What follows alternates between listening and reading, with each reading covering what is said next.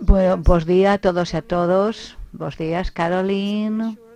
É un placer terte aquí en Santiago connosco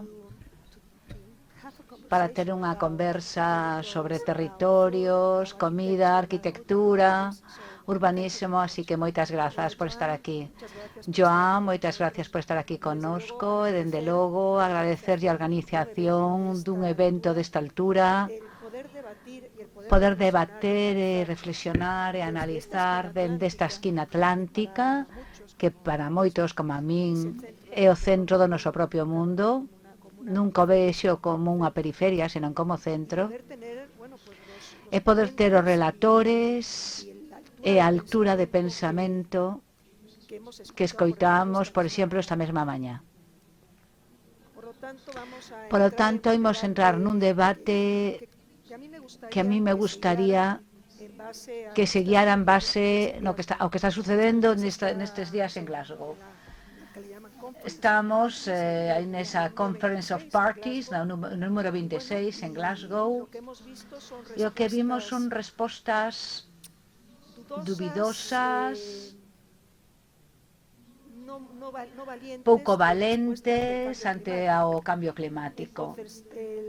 Daquela, o debate de hoxe, máis que debate, esta conversa entre Joan e Caroline, debería ter como fío conductor para falar de territorios, de ecosistemas e biodiversidade, e, polo tanto, dende a visión do deseño, dende a propia arquitectura e urbanismo, ter como fío conductor o cambio climático.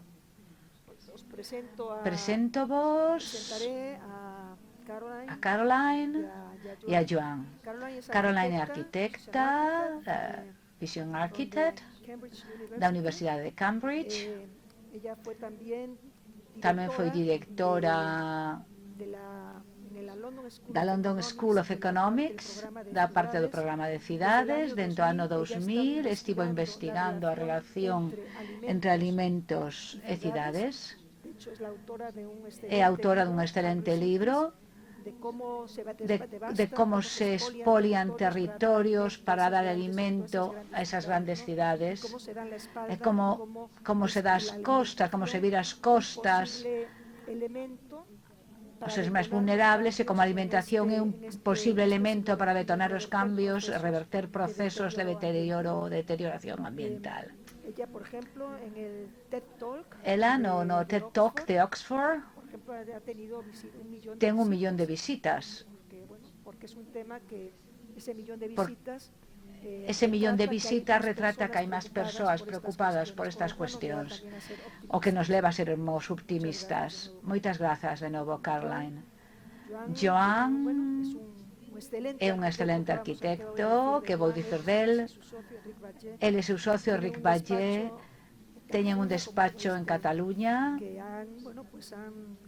dende que realizaron numerosos proxectos de edificación, pero sobre todo actuaron en amplos espazos xeográficos, intentando coser realidades rurais, urbanas. Intentaron reconducir procesos de degradación sobre territorios, como o proxecto do vertedoiro de San Joan, que para min, Joan, permite que che diga, é seguramente o gran proxecto a nivel escala global do que se debe facer, recuperando e resandando esas feridas que se infrinxiron sobre o territorio. Joan ten no seu haber numerosos premios, como a medalla de oro do Consello Superior dos Consello de Arquitectos de España, ou o Premio Mediterráneo da Paisaxe, no ano 2007, ou o Premio Europeo aos Espazos Públicos. Pero como temos a dous grandes pensadores, eses grandes pensadores que van alén e que non quedan no ensimesmamento do concepto estético, no que ás veces como arquitectos demorámonos demasiado nele, non levantamos a vista para ver o que está acontecendo no mundo e non temos en conta os cambios que se requiren dende a nosa profesión. Teríamos que tender unha man para poder leválos a cabo. Empezaremos co fin de centrar neste diálogo conceptos que ás veces se entrelazan, que ás veces confunden, Debemos continuar a falar de territorios como sinónimo dunha superficie física delimitada ou deberíamos falar de espazos xeográficos ou dun único territorio ao mundo, dada a interconexión que existe entre eles? En palabras do precioso xeógrafo brasileiro Rogelio Harvest, sabería que falar máis de conceptos que refliten a súa multiplicidade, os posibles selos que expresen a complexidade das cuestións. Territorialización e desretorialización, ou falar de novas territorialidades. Esa primeira pregunta para entrar neste diálogo, para falar dos territorios, definir os conceptos. E se temos que falar xa non de territorios, senón de un único territorio para o mundo. Caroline? Perdón, estou esperando pola traducción en inglés. Xa está. O que eu falo moitas veces é na área xeográfica. No último panel estivemos falando de que chegamos a un punto no que vemos que a natureza non é infinita e temos que vivir segundo isto. Estámonos enfrontándonos a esta nova realidade. Creo que nos últimos 200 anos estivemos ignorando a xeografía, porque basicamente coa revolución industrial por primeira vez comprendemos que non podemos vivir en ningún outro sitio. Na presentación anterior falamos do que isto significa para alimentar as cidades, e antes da revolución industrial a única maneira de conseguir isto era ou ben ter un imperio como Pekín e ter millóns de esclavos, ou como no caso de Roma, ter acceso ao mar, porque a cuestión é que temos que ver se temos alimentos suficientes para alimentar a cidade. Pero todo mudou, porque se obliterou a xeografía. Non sei canto tempo teño, pero vimos a expansión non só das cidades, senón tamén das interterras. Por exemplo, no oeste americano,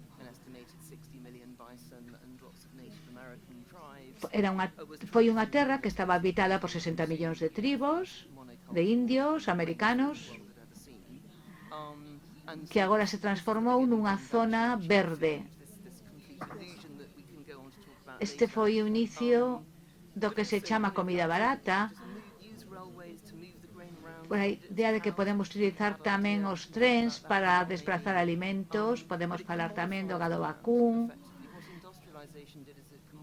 pero a industrialización pode modificar o territorio e converter os territorios nestas zonas de producción en monocultivo. Cada vez máis vivimos en cidades. Realmente non se viu esta realidade. Non se presenciou esta realidade. E, obviamente, moita xente simplemente matáronse, desfixéronse deles. Nos últimos 200 anos é un período no que vimos esta especie de colonización dos territorios.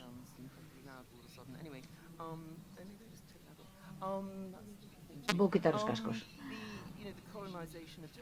A colonización dos territorios, como se falou no panel anterior, falouse da nova economía, do feito de que a economía se considera que a natureza é algo gratuito. Hai moitos aspectos conectados.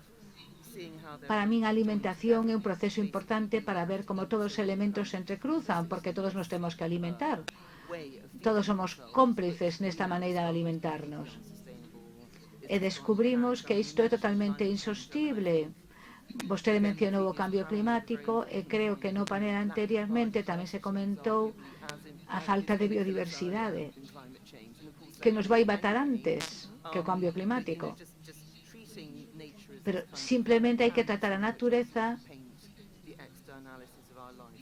como se fose unha especie de pintura. Este cadro, agora temos que inverter esta idea.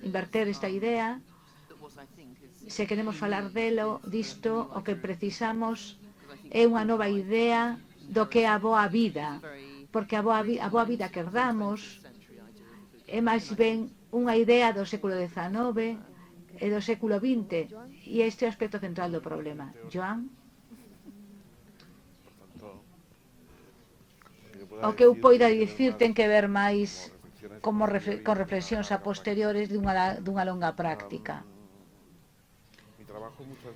O meu traballo ten moitas veces máis que ver, non sei se recordades a película de Tarantino na que aparecía un personaxe que se chamaba Mr. Lobo, que cando había un crime sanguento e virulento, el chegaba e barría, lavaba, guardaba o cadáver, etcétera, etcétera. Os paisaxistas somos como o Mr. Lobo da socialdemocracia. Somos alguén que vimos resolver problemas que se crearon previamente. Tras traballar moito tempo resolvendo problemas, entendes como tiñan que ser as accións dos teus predecesores para que ti non foras necesario. E basicamente ten que ver moito con iso que falaches ti do concepto de territorio. Se miras no diccionario, que no diccionario un territorio é un espazo que é propiedade de alguén. E o diccionario deixa moi claro que é obrigación dese propietario mantelo. E iso ás veces esquecémolo.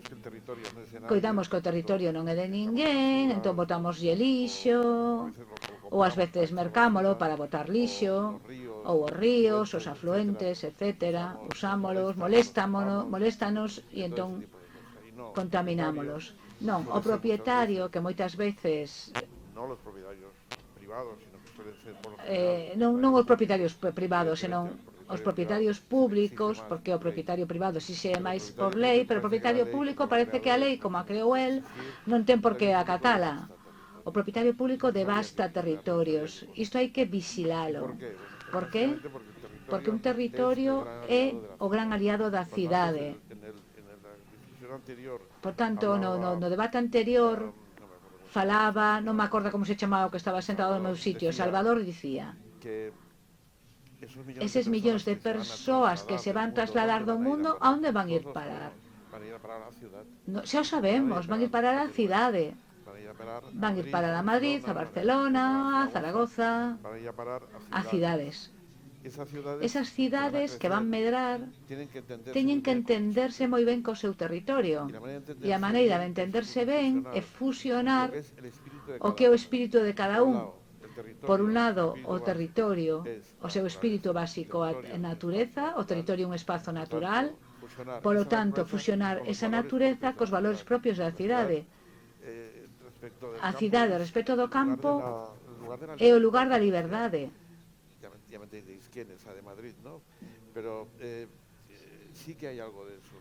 A persoa que está na cidade, referente a persoa que vive no campo, goza dunha liberdade que o campo, que está demasiado ligado cos recursos naturais, coas colleitas, ten unha condena por vivir no campo moitas veces. No campo hai que pensalo moi ben antes de criticalo.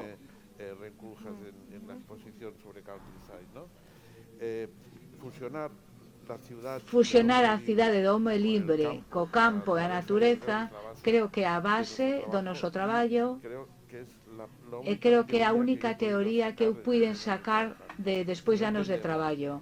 Se non entendemos que a base do noso traballo é converter as cidades en espazos renaturalizados, con mellor aire, mellor vegetación, mellor hidráulica, cunha concepción da biofilia que se mencionou antes, algo que me parece importantísima, a biofilia nas cidades. Es que o estamos a facer mal. Ben, entón, creo que xa entramos, tocaches no tema do debate, ese bordo, esa beira, cidade-campo que aínda existe a día de hoxe. Na cidade entendida secularmente como un espazo de creación de ideas, un espazo civilizado, e o campo simplemente como proveedor. O campo é unha especie de relación empresa proveedor. Vou me referir ao libro de Hungry Cities, onde Caroline recolle unha antiga canción inglesa do século XVII que se chama The Poor Man Pays for All, que di algo así. O rei goberna por algo, para todos, o abogado traballa para todos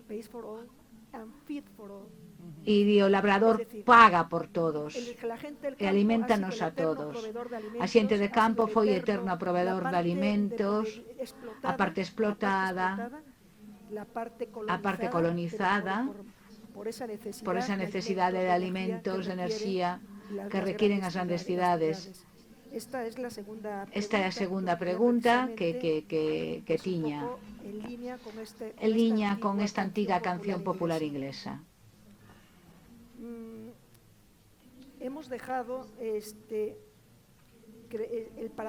O paradigma deste século XXI para o urbanismo, para a arquitectura,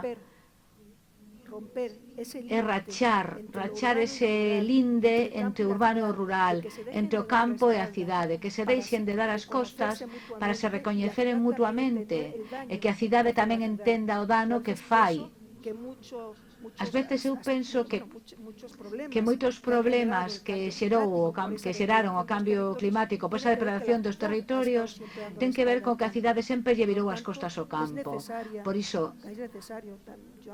é preciso, e pregúntovos, é necesario como novo paradigma para o urbanismo coser esas dúas realidades?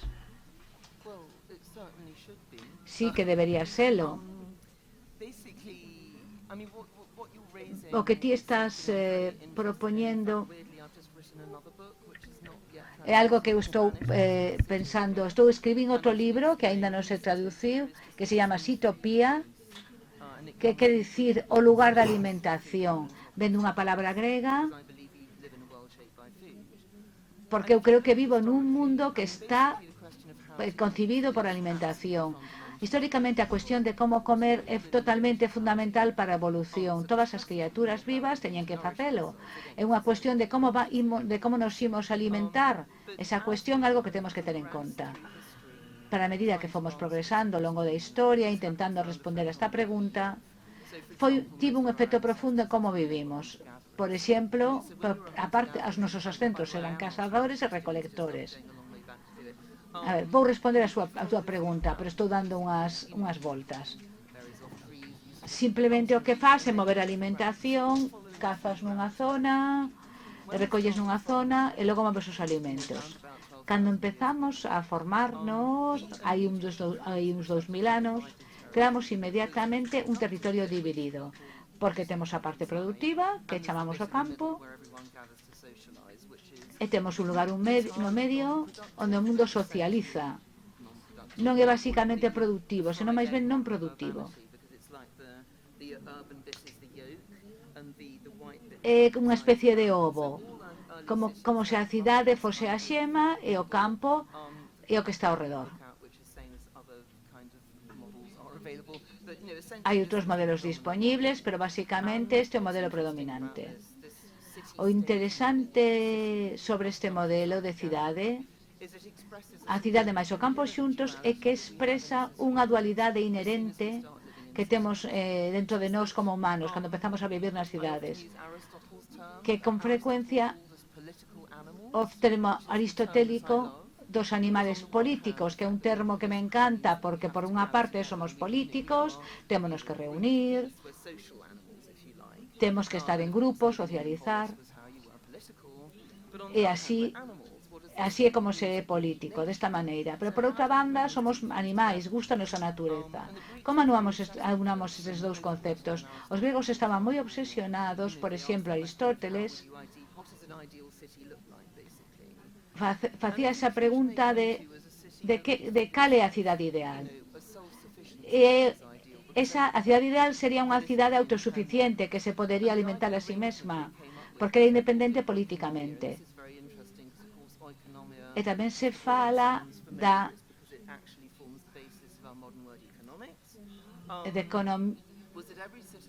de economía, unha palabra que forma base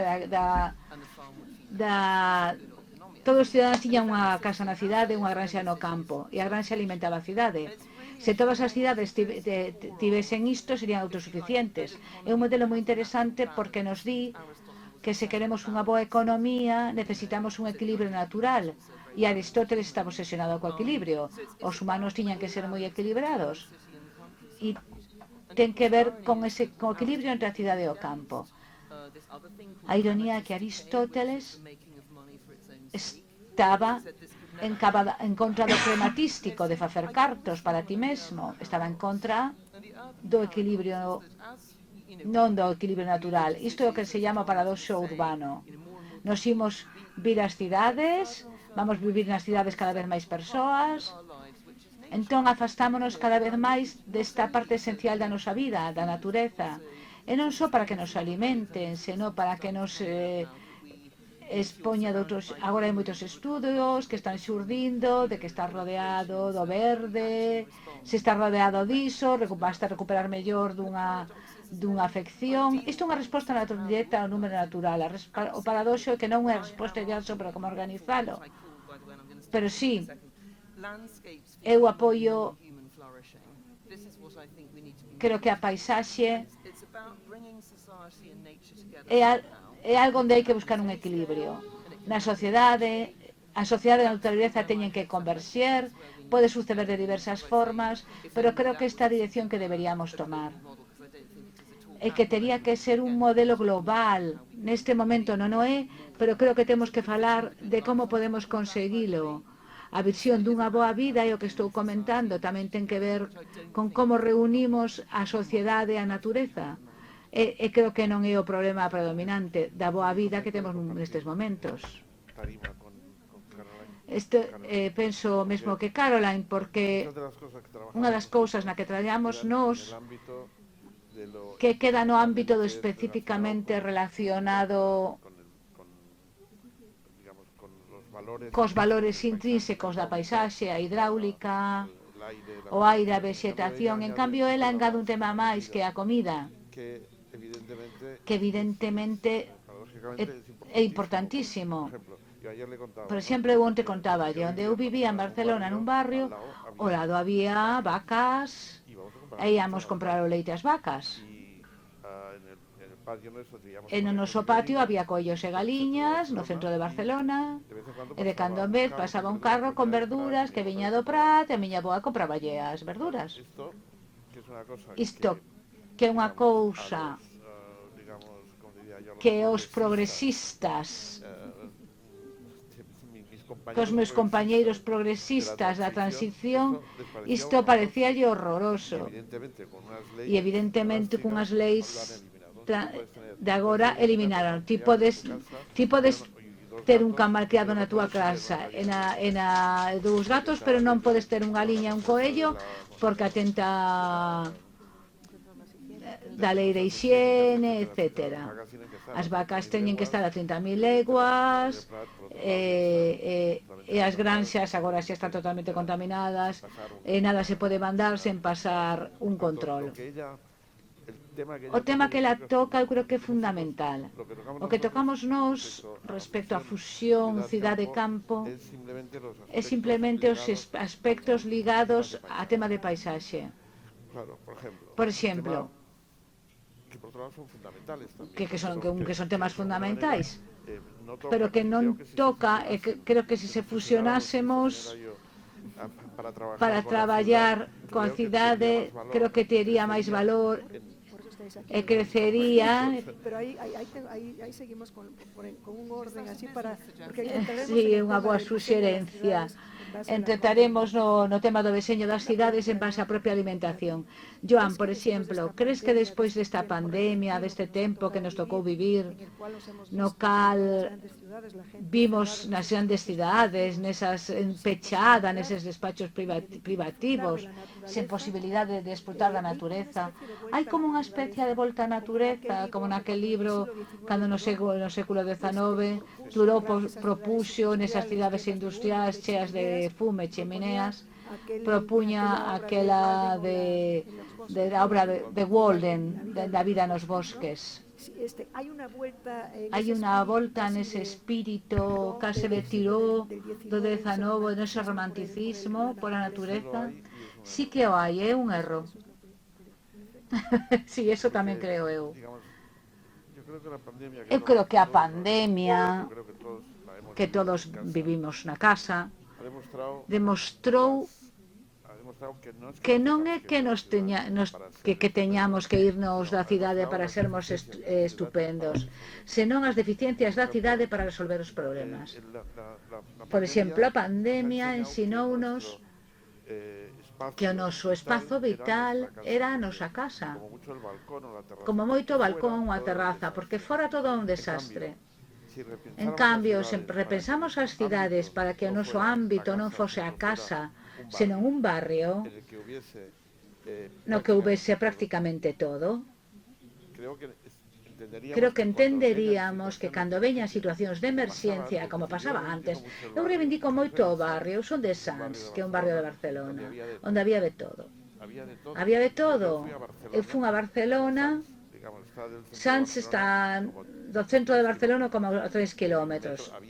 E había dende sempre un metro que unía Sants con Barcelona e había 2 tranvías, o 56 e o 57. Eu ata os 12 anos non fun a Barcelona, porque non facía falla.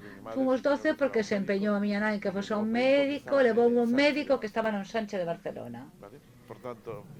Por lo tanto, cruzar a Praza de España de Barcelona, dende Sants, estaba a Praza de España, chegabas a Barcelona, porque históricamente había algo ali que se chamaba os bulots, que era unha alfándega onde para entrar en Barcelona pagabas un peaxe.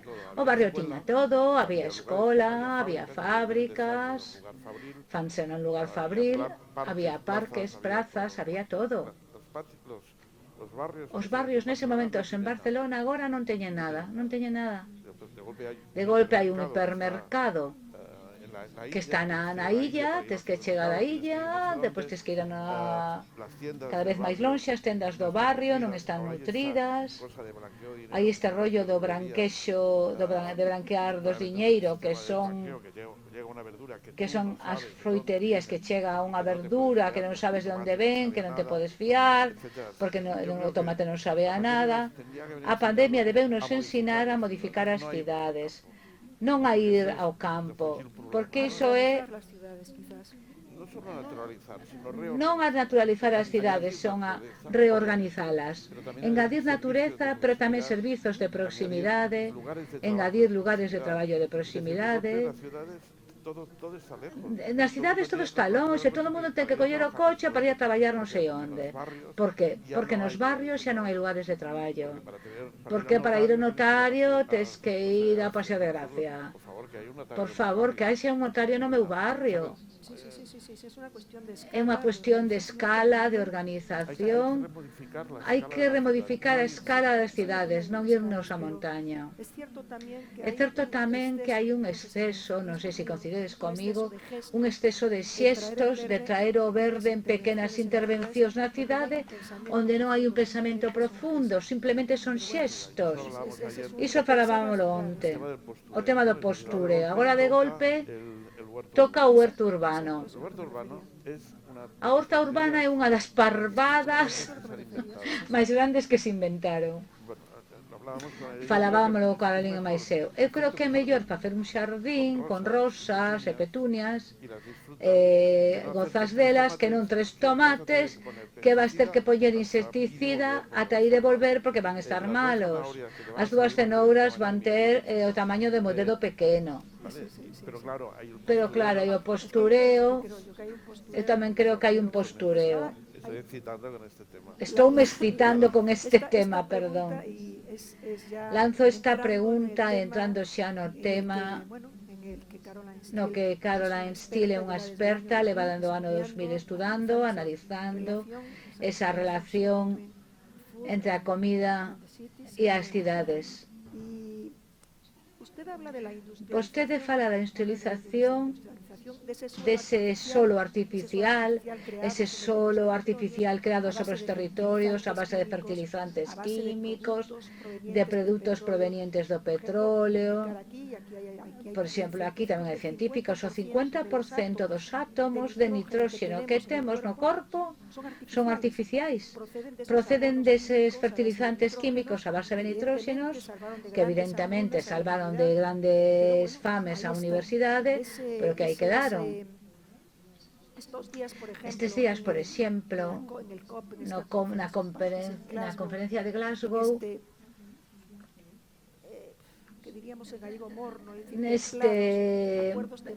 destes acordos mornos, máis de postureo, máis de... falan de reducir o metano 30%. O metano como un gas que provoca que se manteña o efecto invernadoiro. O metano, en gran medida, aparte do que toda a industria de gas ou do petróleo, prodúcese pola gandería extensiva. Por exemplo, Brasil, que xera unha enorme deforestación. É unha especie de peixe, é un círculo vicioso.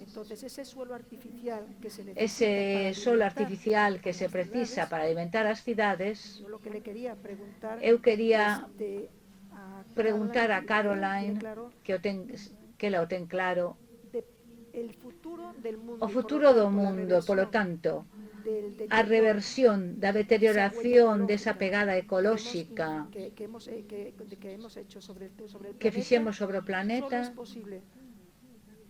só é posible revertela a través da alimentación. A pregunta é como, de que maneira, cales serían as medidas urxentes, realistas, que se poden poñer en marcha dende xa. Vou vencellar a súa pregunta ao que estábamos comentando antes. É algo interesante porque está conectado. A alimentación sempre vincula todo. Isto interésame moito. O que fixo a industrialización foi deshumanizar a vida, deshumanizar todo o que facemos. Basicamente, Joan onte falaba de como o mercado local de vender sardiñas, onde que che vende sardiñas, ti coñeces o vendedora, é un nivel microcósmico. Ten a mesma estrutura que o terreo san. Unha sociedade xa é así, é viva. Hai todo tipo de interacción. Basicamente, cando estabas a falar, eu estaba pensando na cidade dos 15 minutos. É unha idea que se está comentando moitos nestes momentos en París. Isto que supón?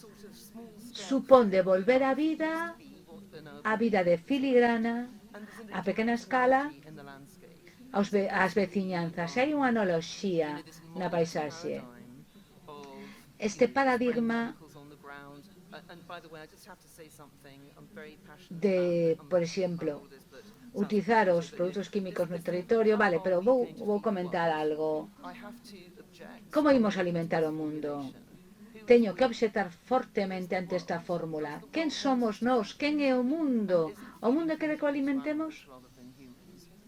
Alimenta os animais máis que os humanos. Creo que é unha fórmula equivocada. É subliña o problema. O problema é un problema de mentalidade.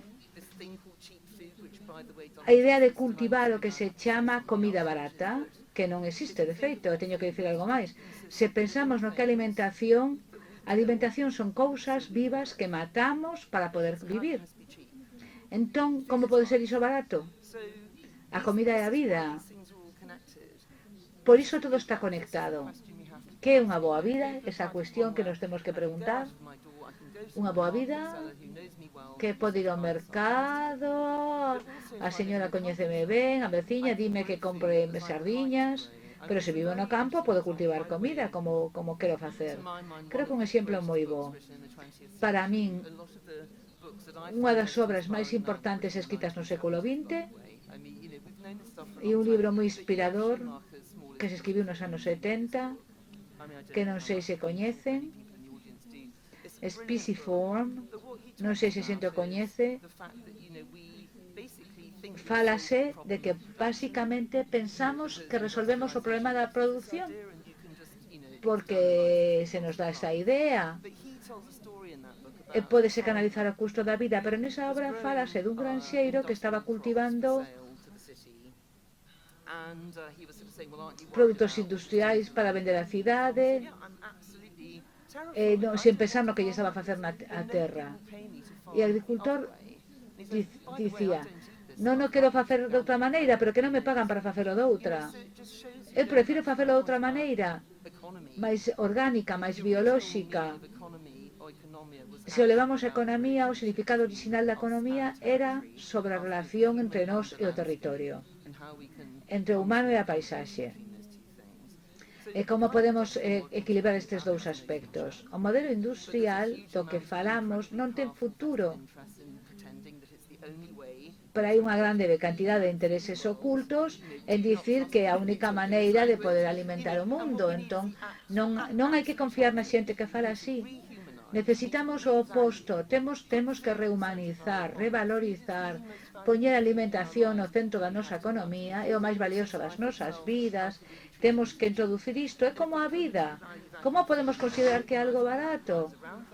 Se nos organizamos, se nos centramos nisto, se conseguimos sociedades onde todo o mundo coma ben, daquela vai ser moi revolucionario, pero tamén moi interesante. Temos que facernos esta pregunta, que é a boa vida, que é o que nos fai felices, cousas sinxelas, o contacto con a natureza, ter tempo, a industrialización realizou tamén moitas cousas, modificou a terra, a xente e o tempo. O capitalismo industrial de hoxe en día, necesitamos unha nova economía, novas visións da nova vida, e todo está conectado. Non se pode considerar un aspecto illado. Hai que considerar todo o espectro. É necesario cambiar o modelo productivo, non externalizar o custo do que custa a vida. Hai que internalizar este custo e aprender a utilizalo. Porque estou de acordo con vostede. Eu sí que cultivo tomates na miña finca de Londres e son moi bons, porque non uso pesticidas. Pero estou de acordo con vostede, non hai que ver isto como un hobby, hai que rehumanizar e revalorizar o sistema de alimentos, é unha cousa importante. Para os dous esta pregunta é posible diseñar ou repensar as cidades dende a necesidade de alimentarlas, dende a alimentación, dende a produción de alimentos, como serían esas cidades? Bueno, eu non falo de alimentos, non é a miña especialidade, pero hai outros temas que sí son a miña especialidade, que son o aire e a vegetación.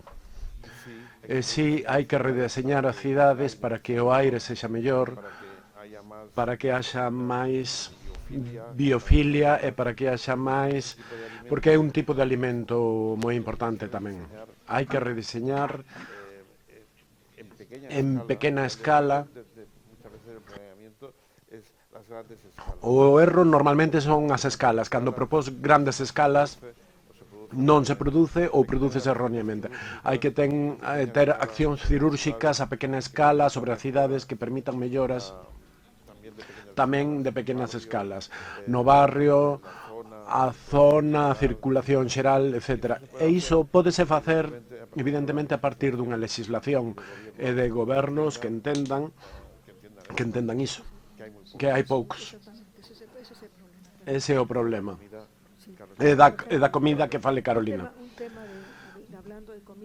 Falando de comida, en este tempo de pandemia, ademais, quedou retratado claramente os países con maiores índices de obesidade e de diabetes son os que sufriron máis a pandemia. Se non é posible, dende esa lógica empresarial, os políticos, os que fan as leis, poden incidir, obrigar, dende unha perspectiva máis de saúde, como unha cuestión nutricional, e poder incidir dende aí para ir cambiando este modelo tremendo de depredación de alimentos Frankenstein que chamas ti. en tu libro de Hungry Cities.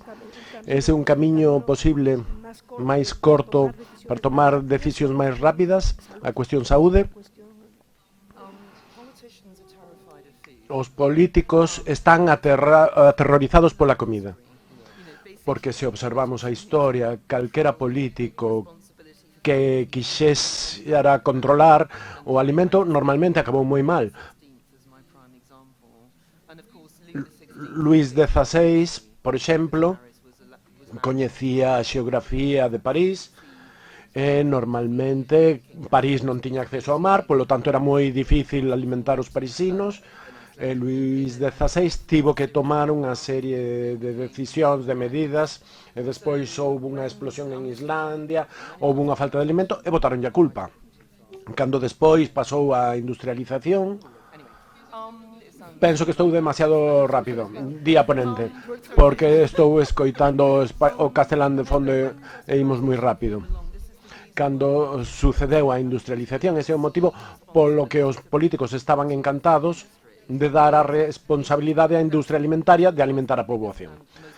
Porque ese sempre foi o seu deber máis desagradable, alimentar a xente. E, por suposto, ninguén quere que lle digan o que ten que comer. Onte estiven escoitando a un ex primeiro ministro británico e preguntábanlle: vostede pensa que deberíamos dicirlle a xente que ten que comer menos carne? Por suposto que non. Non nos poden poñer este tipo de restricción alimentaria na xente. Pero o mercado non xera unha dieta boa. De feito, o mercado xera unha chea de alimentos ultraprocesados, alimentos baixo marca, unha industria alimentaria moi consolidada. Non sei se vistes algunha vez esa gráfica que mostra que cada marca que coñeces, como Coca-Cola, Cornflakes, Kellogg's, etc., cada unha desas marcas forma parte dunha rama dunha árbore que ten en total como 9 polas con 9 macroempresas que controlan todo o sector alimentario. Todos os políticos, entón, eu non controlo o sistema alimentario, porque calquera control que exerza vai encarecer a comida. Por certo, hai que comer menos carne. Ninguén político quere facer isto. Co cal temos un problema inxente que afrontar. A sociedade civil é a que ten que decidir por nós mesmos, os que temos que exixirlles aos gobernos que interveñan no mercado libre, como se di, dos alimentos, como se dixo no panel previo, que non hai ningún mercado libre, por suposto. Evidentemente, tamén temos que facer un exercicio de prazer cos alimentos. Por isto lévame tamén o tema da reforma territorial e a reforma fiscal. Non podemos facer que os alimentos sexan máis caros, non podemos facer isto e desintegrar todo o sistema da industria alimentaria que está destrozando o planeta. Non podemos facer iso sen darlles algo de volta aos cidadáns. É dicir, temos que mellorar o acceso aos terreos, temos facer que haxa máis labregos, poder compartir os espacios como nos xardíns urbanos, nas hortas urbanas. A min me interesaría facer contigo unha sociedade de agricultura ecolóxica. Temos que falar disto máis adiante, pero bueno, temos que devolverlle aos cidadáns esa liberdade. Temos que falar de mellorar a axenda dos cidadáns se queremos mellorar as súas vidas. Non podemos establecer todo alrededor do consumo. Temos que centralo no prazer. Non hai nada máis fundamental na vida das persoas que en fabricar, en facer cousas. Como dicíamos na sesión de onte, non só somos consumidores, tamén non só somos fabricantes, temos que ser produtores. O alimento é o máis importante cando nos comprometemos activamente. Polo tanto, temos que exixirlles aos políticos que se involucren, pero nós tamén temos que presionalos para que tomen acción. Ten que ser un movimento político de base.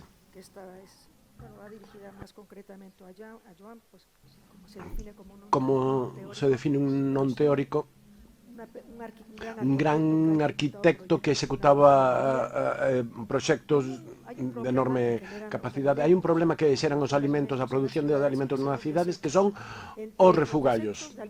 Entre os refugallos de alimentación xeran entre 8 e o 10% dos efectos de gases de efecto invernadoiro. Segundo a ONU, segundo os últimos datos que manexa a ONU, entre o 25 e o 30% dos alimentos do mundo desperdíciase. Xa está na axenda urbana como se reciclan nas cidades eses alimentos que se botan. É posible, Joan, que nese repensar as cidades poidamos ter en conta porque é difícil reciclar nas cidades. Ela no seu libro fala dunhas famosas salchichas que había en Tottenham que se facían cos refugallos das sobras da comida de Londres. E era unha forma de pechalo o círculo ese elo perdido que hai na cadea de alimentación. Como unha forma de reciclar a comida. Eso evidentemente xa non se fai. Por iso a pregunta é, as cidades non están pensadas para reciclar alimentos, nin para reciclar en xeral. Como habería que facer? A forza obriga. Nos, aparte de recuperar a zona onde estaba o antigo vertedoiro de Barcelona, construímos tamén construímos tamén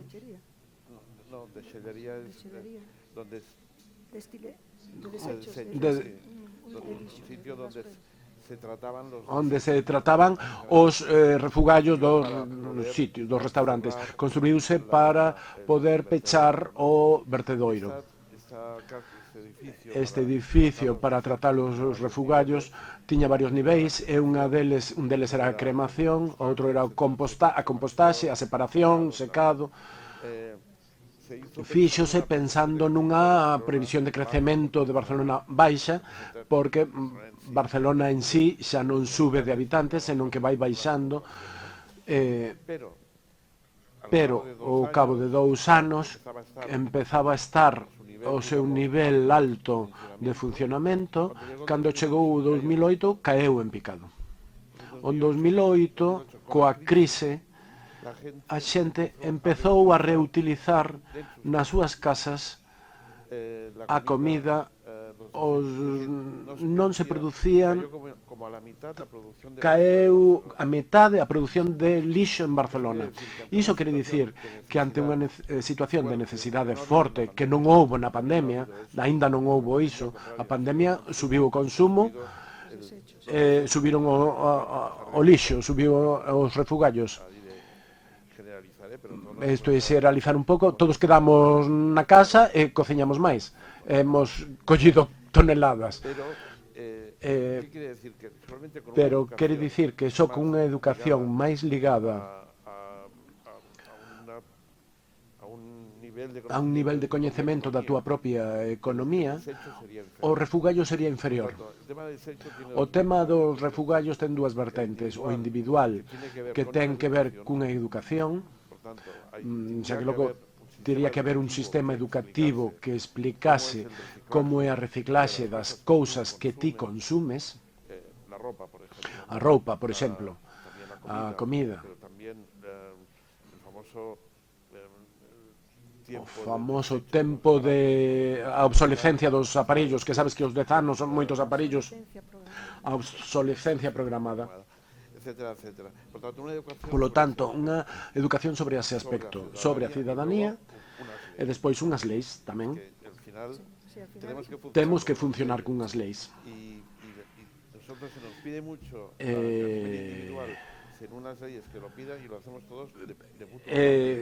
Se houvese unhas leis, eu non coñezo a ninguén que compre leite sen desnatar. Eu cando compro un leite sen desnatar, xa as mulleres do redor xa me miran como un criminal, porque xa nos obligaron a consumir dunha maneira determinada. É a única maneira. Iso ou a concienciación. Traballamos para Inditex. Traballabas para para Zara? Non traballabas para Zara? En Inditex teñen unha axenda 2033, creo, para que todo o que se produce se recicle e todo veña de produto reciclado. Polas razóns que sexa, fai un produtor e obriga na súa propia fábrica. Pero iso podía facer un político con o seu propio país. Sen embargo, non se fai. Antes estás falando dun tema que ela tamén recolleu, que é o tema dos seguros médicos. Os seguros médicos impulsaron o cinturón de seguridade. Os seguros médicos impulsaron o casco nas motos. Agora impulsan o gravame das bebidas con azúcar. Os seguros médicos son os que moven os políticos. O tema... Por iso preguntaba que si sería máis fácil pola vía da saúde. O aire da cidade, que non é un tema de consumo que se poida comprar, pero o aire da cidade os seguros médicos terían que impulsar o control do aire da cidade, porque é onde se produce unha cantidade de mortes directamente por razóns de respiración, pero algunhas non ligadas á respiración, senón a través de enfermidades que coido que terían que empezar por aí. Agora entrando, seguindo no tema de cidades, durante a historia da humanidade, o home e as mulleres sempre intentamos crear sociedades ideais, cidades ideais, a utopía de Tomás Moro, coas súas cidades-estado, as propostas que se foron ao longo de que se fixeron ao longo da historia, que sempre acabaron o propio Le Corbusier, que creaba aquelas franxas, o tema rural, e fracasou. Aquel proxecto que todos os seus últimos anos da súa vida, Carol Wright, tiña aquel proxecto que se chamaba Ausonia, un proxecto utópico de que cada xente nunha leira de non sei cantas hectáreas non sei canto producía. Eran como pequenas células autosuficientes. Os arquitectos daquela xeración tentaron moita xente. Oscar Niemeyer en Brasilia, nas cidades ideais, a sociedade ideal. Sempre soñamos cunha sociedade ideal, e tamén os arquitectos. A pregunta é posible seguir soñando con esa sociedade ideal como algo moi xenérico e, por tanto, algo que vai fallar, como tamén indicabas no teu libro, por exemplo, as utopías xenéricas? A utopía serve como estrategia filosófica, pero hai que ser realistas. É posible ou debemos seguir soñando? Non podemos deixar de soñar. O soñar, eu soño moitísimo pola noite, pero soñar forma parte do que somos. É moi interesante con James Lovelock, que seguro que o coñecedes, tivo unha traxectoria moi interesante como científico, e fala como os humanos, como a conciencia da Terra, o que me parece un concepto moi bonito. Aínda que sexamos moi malos, seguimos a ser a conciencia da Terra, e non podemos deixar de soñar. Se perdemos esta capacidade para soñar, perdémolo todo. O motivo polo que inventei esta palabra, citopia, é porque utilicei o termo grego, é porque descubrira que o alimento xera todo no noso corpo, no cerebro. Os 35 anos xa o teu corpo está creado por todos os alimentos que están creados con todo o que consumiches ao longo da túa vida. Polo tanto, as cidades, a paisaxe, todo está provocado polo alimento. E a nosa capacidade de existir no planeta. Polo tanto, se vemos o mundo a través da lente do alimento, vemos unha alternativa á utopía. A U de utopía, non sei se o sabedes, é unha dobre derivación que pode ser unha cousa positiva de EU, que significa positivo en grego, ou U, que significa non en grego. Entón, pode ser a vez bo e tamén pode ser non. Deprimiume moito entender a etimoloxía utopía, porque pode ser que non teña sentido que cal sería esa sociedade ideal, porque mellor é que non pode existir por definición. Por iso inventei a palabra zootopia, porque se valoramos o alimento e colocamos o alimento no centro de todo o que facemos, penso que alrededor dese bo alimento podemos chegarnos máis á utopía. Por certo, Santiago é unha boa zootopía. Levo aquí 24 horas, pero comín xenial onte. Non sei se coñecedes a William Gibson. Dixo, ao futuro xa está aquí, o que pasa é que está mal distribuído, pois esta é a mesma idea. Volvendo ao que dicía Joan, o millor non é interesante ter esas enormes visións. Este edificio é unha enorme visión, non sei se funciona ou non en termos de utilidade, é moi bonito, gustame estar aquí, pero se nos centramos nas cousas que son alcanzables, non habería motivo polo que non puidésemos conseguir unha escola, un mercado local, un notario, un parque en cada un dos nosos barrios para facilitar o acceso á terra e os servizos de todas as persoas, porque non é un soño, é unha visión. Sen soños e sen visións non hai nada, temos que seguir soñando, pero tamén temos que ver que cousas son alcanzables, e isto xa está sucedendo en todo o mundo. Están sucedendo cousas boas en todo o mundo. Polo tanto, hai motivos para a esperanza. Hai unha especie de corrente oceánica, temos a corrente principal, que son as ideas do século XX, que seguro que é unha boa vida, consumo e consume, e despois hai unha infracorrente que vai por debaixo, que estou interesada en ver onde se van a encontrar ambas correntes e vai suceder todo.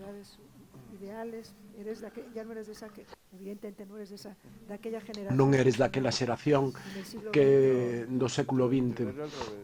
Eu era... Xa estamos na utopía. Non todos. Non todos. Os homes brancos ricos estamos na utopía. Algúnas mulleres brancas ricas xa están na utopía. As mulleres brancas de clase media están traballando neso. Os gays estámoslo traballando. A utopía para uns xa existe, a cidade xa lles funciona, xa hai un coche que funciona, poden ir ás Maldivas, onde ela viva. Os demais estamos traballando e estamos gañándolo con esforzo. Que quere dicir? Que os que queremos na cidade ten que ser mellor, hai que traballalo. Hai que traballalo. A utopía é arremangarse e poñerse. Non é deseñar unha cidade. Os que fomos comunistas de novos sabemos que Deus non existe e o comunismo tampouco. Xa sabemos dúas cousas. Agora sabemos que a utopía é unha cousa que hai que traballala. Eu quero que o meu barrio sexa mellor, ou se eu teño un encargo para facer un sitio, en lugar de poñerlle pavimento e poñerlle farolas, o mellor deixarei un solo drenante, farei que a auga non vaya a un sumidoiro, senón que vaya a un acuífero. Plantarei distintas árbores para que pasen cousas. Faremos uns hotéis para insectos no medio do barrio para que o barrio volva a ter abellas e bolboretas. Para min iso é a utopía, que no barrio haxa bolboretas. Hai que traballalo. Eduardo Galeano, cando lle preguntaban pola utopía, a utopía está no horizonte e cando caminas cara a él, móvese.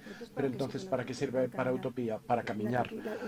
A utopía é a mirada longa, pero hai que chegar con paso curto. Pois os arquitectos como a ti, dende a concreción en proxectos estupendos, ou na teoría, na loita, por que entendamos a alimentación como un elemento distorsionador e que deteriora os territorios, bueno, pois é un sinal de optimismo para os que estamos aquí escoitándovos. No seguinte bloque, porque xa estamos un pouco xustos de tempo, expoliamos territorios, alteramos ecosistemas, alteramos a biodiversidade, que foi unha evolución de 4.000 millóns de anos. Estamos xa no antropoceno. Na ciencia nunca hai unanimidade, hai amplos consensos, pero unanimidade é difícil na ciencia. Desenvolvimos un novo ciclo xeolóxico e un pouco tamén fiando dentro deste bloque de medio ambiente e co panel anterior. Estamos no antropoceno, Caroline, ademais de na utopía. Creo que sí, sen dúbida ninguna. Creo que esta fase xa rematou. Quero aproveitar tamén o que dixo Joan, que estamos no grupo de persoas brancas privilexiadas, pero estou encantada de que dixeras isto porque isto é importante. Sempre falo do que é unha boa vida dende o punto de vista occidental, porque eu son unha persoa occidental e é onde medrei, pero tamén trato de dar un contexto global, porque o que está pasando é que o mundo está observando o que nos fixemos, o que nos creamos no século XIX e XX, e pensando que iso é a boa vida. E alguén falou no panel donte sobre o feito da tecnoloxía e o deseño e o valor da cultura. Eu falo tamén moito disto. Cando temos esta idea do que é o progreso e a boa vida, temos que ter mellor tecnoloxía que nos permita destrozar mellor o planeta, aumentar a desigualdade, etc. Moitas veces esas externalidades non son visibles porque están noutros lugares, no sur. Estou falando, por exemplo, do Amazonas, que estamos destruindo para poder alimentarnos con esa carne que comemos todos os días, pero esa boa vida que creemos que estamos vivindo non é unha boa vida, porque unha vida só é boa se non ten esas externalidades, se non depende de externalidades. E a nosa vida neste momento depende de moitas cousas externas, poida que pareza boa, pero non o é. É como a fachada, pero non vemos o que está detrás dese telón. Outra cousa que quería dicir é que principalmente son tan apaixoada, repito outra vez, porque estou apaixoada en xerar unha nova idea dunha boa vida que tería que ver con redistribuir a riqueza e a terra. Isto non o podemos esquecer, porque son os elefantes brancos que están sempre no cuarto e que non podemos deixar de lado. E ten que ver con norte global e o sur global. Gustaríame saber que unha persoa de 15 anos que vive en África non pense que a única boa vida, pense que é ir a unha metrópole de Occidente, ter un bo traballo, comprar un coche. Xa sei que todo o mundo di, vale, entonces que queres, volver á selva? Non, non é iso. Pero temos que pensar en como debería ser unha boa vida. Estoume volvendo un pouco anarquista, non sei o que pensas ti, pero de feito os anarquistas odian o capitalismo tanto como os comunistas, pero os anarquistas terían esta visión dunha boa vida que en lugar de decir unha persoa ten que crear riqueza, é dicir, traballar na fábrica de Adams Smith, poñer parafusos toda a vida, que boa vida teño un traballo de 8 horas poñendo parafusos, genial. Os anarquistas dixeron non, esa economía non nos vale,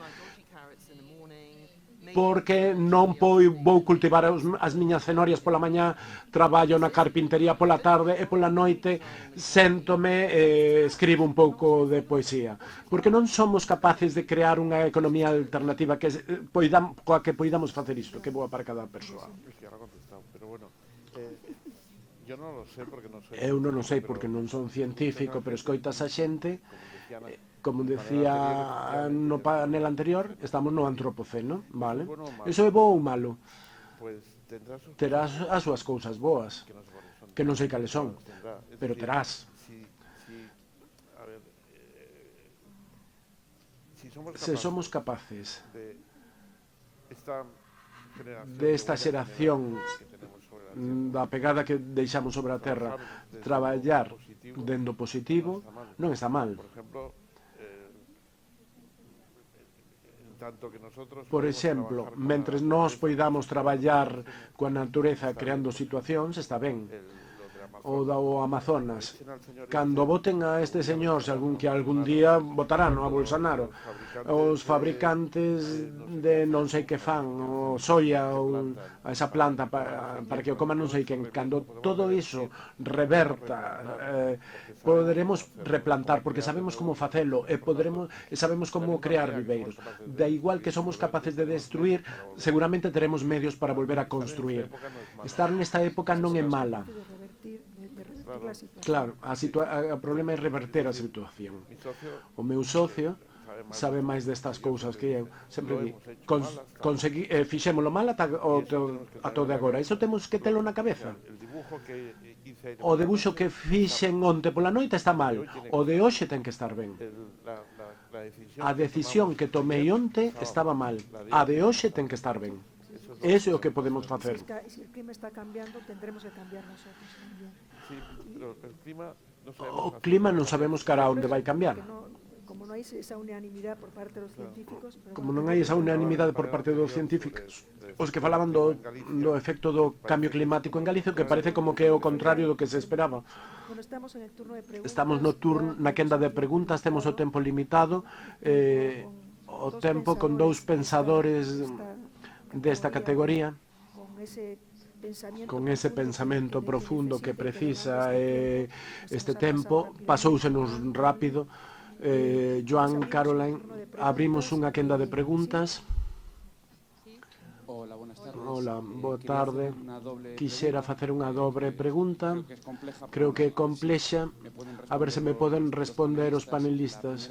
A primeira parte sería ao redor dun tema que en arquitectura se está tratando con moita profundidade nesta década que comeza, que é a arquitectura feminista e a arquitectura amable coas persoas con discapacidade, que isto tamén é importante. Sobre o que faltou un pouco na conversa, pero é a arquitectura ou o deseño habitabilidade amable cos que teñen algún problema de auditivo, cegueira, discapacidade física, os que somos fillos ou temos persoas así. Sabemos que o día a día destas persoas na vivenda a que foi considerada, ela tamén non sabe que foi como arquitecta. Como abordamos esta situación? E despois a segunda parte, un problema que a señora Tabo seguro que tamén conoce, antigo membro do goberno galego, que é a despoboación. Que facemos con esas aldeas que quedan abandonados, que quedan eses territorios que quedan abandonados, eses plans ambiciosos que houbo no 90, no 2000 para abordar ese problema? Como transformamos os lugares que están padecendo a despoboación non só en Galicia, senón no resto de España? Felicidades pola conversa. Sobre o tema da arquitectura, todo o tema de minusvalías, non sei se saberás, un tema que a partir da guerra de Vietnam, a proliferación en Estados Unidos de xente con problemas físicos procedentes da guerra de Vietnam deu pé á creación dunha serie de leis sobre a accesibilidade, basicamente, e axudas a xente que tiña ese tipo de problemas. E iso trasladouse a todo o mundo.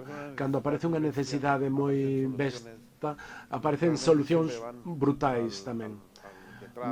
Hai solucións detrás dese problema.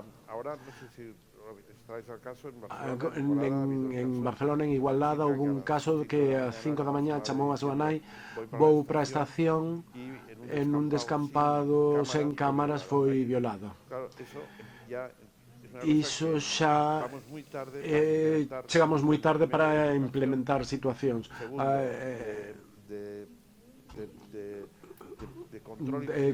situacións de control e vigilancia de algúns lugares para que non poidan producirse situacións así. En Barcelona temos un protocolo con Vinsa, que é a empresa dos proxectos municipais, un protocolo de reestudar os proxectos para cousas tan sinxelas como para que non haxa recodos, que non haxa lugares en saída, que os pasos sexan máis anchos, que calquera lugar teña vías diversificadas portas de saída. Nese sentido, hai moita atención a este tipo de situacións. Sempre actuamos a posteriori, porque a lei sempre aparece a posteriori, pero está claro que pouco a pouco e cada vez máis estamos dando resposta a eses problemas que son problemas moi graves.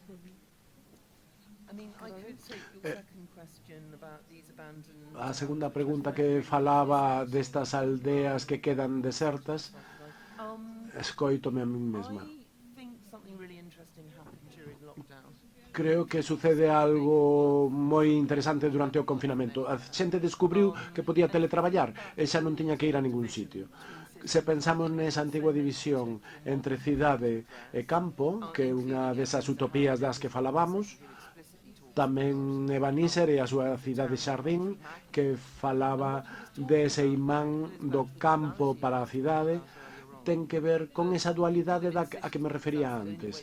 A xente vive en cidades porque é a única maneira de estar conectados cos demais, pero a vez botan de menos a natureza e queren atopar unha maneira de combinar ambas cousas. Pero ahora descubrimos que podemos vivir no campo e a vez ser periodista, arquitecto, banqueiro, etc. Isto creo que é transformador. Creo que imos ver. Por certo, estou pensando facer algo así. No mellor non é comprarme unha leira nunha aldea abandonada, pero si mudarme a algún sitio verde e vivir ali a miña vida. Se cadra teño que empezar ali unha comunidade, que agora é máis posible que antes. Iso ten que ver co que eu dicía que é unha boa vida. E volvendo ao tema deste panel, que é o territorio. Cal é a nosa relación co territorio? Ao longo da historia da humanidade, quixemos vivir ben nun lugar. E esa conexión coa terra a que temos. E hai tantos lugares abandonados tan bonitos que non se conforman con esa idea do século XX dunha boa vida, que é acción rápida movéndose dun lado a outro da cidade. Agora creo que temos unha visión nova para unha nova vida, pero creo que as aldeas abandonadas son perfectas. Creo que esas aldeas van volver ser habitadas. Non creo que sexa só por doutores e abogados. Tamén ten que ser por agricultores, por labregos, que vai ser moi positivo dende o punto de vista económico, pero tamén como nos redistribuímos no territorio. Ou, por exemplo, o tamaño dos... Hablo de Cataluña, pero que lo conozco más. De Cataluña, pero será igual en Galicia. O tamaño das localidades, as vilas deshabitadas baixa cando non poden ter unha escola. As escolas, entonces, redistribúense.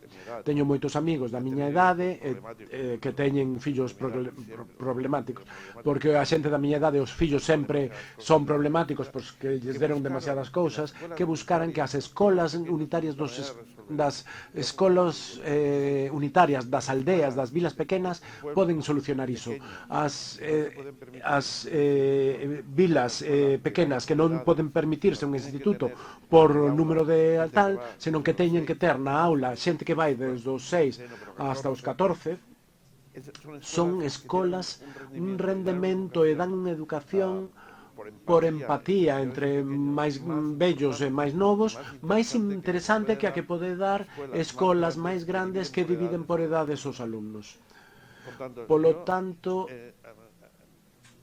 eu o que reivindicaría é que en lugar de que desapareceran as escolas para integrar en institutos de vilas veciñas, fomentar a existencia de escolas unitarias en vilas pequenas. Moitos pais marchan das vilas porque teñen que levar o seu fillo a un instituto que está a 40 ou 50 kilómetros e iso é un erro. Habería que revisar esta estrategia de ocupación de escolas con moito cariño e moita man esquerda. Quedan 2 minutos no que falaba das aldeas abandonadas e que en Galicia deuse moito un pouco co que falas das escolas, esa relación territorio presa, territorio depredador. Hai territorios que serven só como produtor de recursos naturales e abandónanse nas escolas, abandónanse todo. Ten eses territorios imán por distintas razóns e ese é un proceso que hai que reverter. Temos 2 minutos e eu sei que hai moitas preguntas, non vai dar tempo porque os tempos están pautados. A min gustaríame, a modo de resume, unha última cuestión a Caroline e a Joan, como se a vosa resposta puidese ser unha mensaxe curta, eses 140 caracteres nos que nos expresamos nestes tempos, e non como táctica, senón como un posible título dunha posible estrategia filosófica. É posible dende a arquitectura, dende o urbanismo, dende a nosa disciplina, proponer un guión, un esquema básico, dende o cal construir un discurso ético, un discurso urxente, un discurso necesario, co que facer fronte aos retos que tenemos, porque senón o que tenemos que facer é agarrar unha nave espacial e abandonar o planeta como están tentando algúns dende hai uns meses. Pagar unha nave e marcharnos a outro planeta. Esa é a pregunta a modo de resume. Desculpade polos tempos, o que non poida haber máis preguntas. O alimento está no centro das nosas conexións máis importantes. Conéctanos con outras persoas e conéctanos coa natureza. Cando comemos, literalmente, comémonos o planeta. Polo tanto, se valorizamos o alimento, colocámalo no centro do noso pensamento. E se construímos unha sociedade na que todas as persoas comen ben, quero dicir, comen sen dependencias externas, comen normalmente que nun bol de sopa está todo o universo, e é certo. Tes aí todo, estás alimentando o teu corpo, a túa mente, a sociedade, etc. Se pensamos nas persoas que fixeron a sopa, se pensamos nos labregos que nos deron as verduras, podemos construir esta zootopía. É un tweet moi largo, é un tweet moi longo. Joan, el tuyo. Sí, pero con máis gente. Sí, pero con máis xente. Non son os arquitectos. Multidisciplinar. Ese es el mensaje. Ese é o mensaxe. De verdad que me alegro que hayas dado ese mensaje. Alégrame que deras esa mensaxe, porque a veces estamos ensimismados sen entender que isto é tan complexo, tan multidisciplinar, que ou acometemos isto entre todos ou non hai resolución posible. Fíxate a riqueza que foi que estivera Caroline falando. Por iso estades aquí os dous. Caroline, moitas grazas. Gracias, Joan. Grazas a todos e á urbanización. Vamos.